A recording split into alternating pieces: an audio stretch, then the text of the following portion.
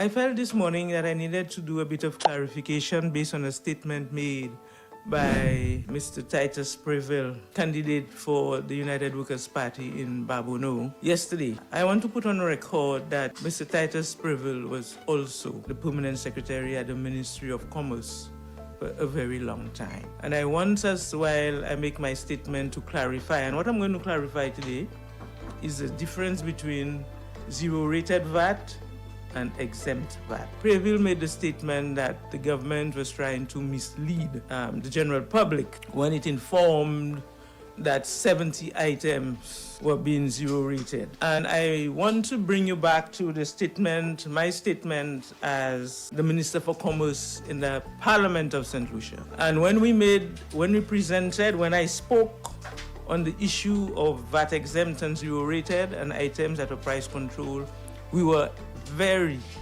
clear. I want you to go back to those statements.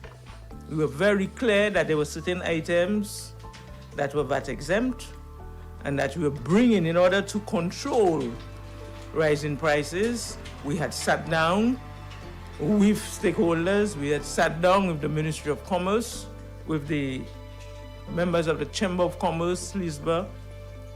We sat down and arrived at a list of items that we wanted to be zero-rated.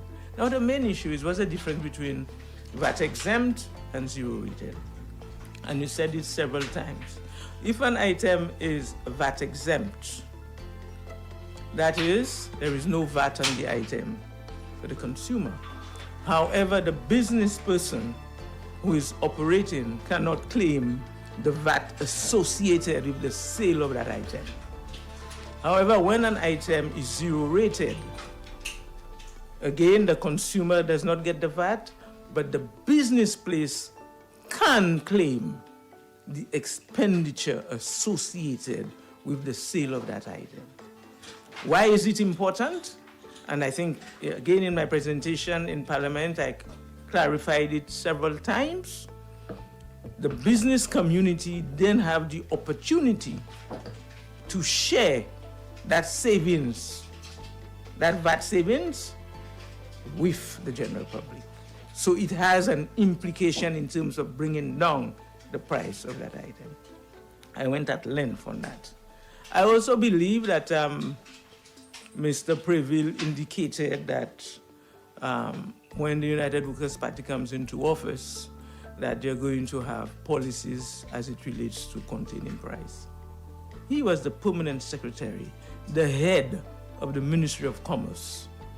He was the technical head of the Ministry of Commerce for all this time, and he has not prepared. He did not present one policy statement to the government that was not implemented. What head is he now going to put to bring new suggestions now? If you look at where the Ministry of Commerce was yesterday and where it is today, a vast difference. Not only in price control items and what we're doing now in terms of containing high prices, when you look at our MSME program, when you look at our Love Saint Lucia program, that's a ministry that has moved way beyond where Mr. Previll was. And this government and this country is not going back. We are moving forward.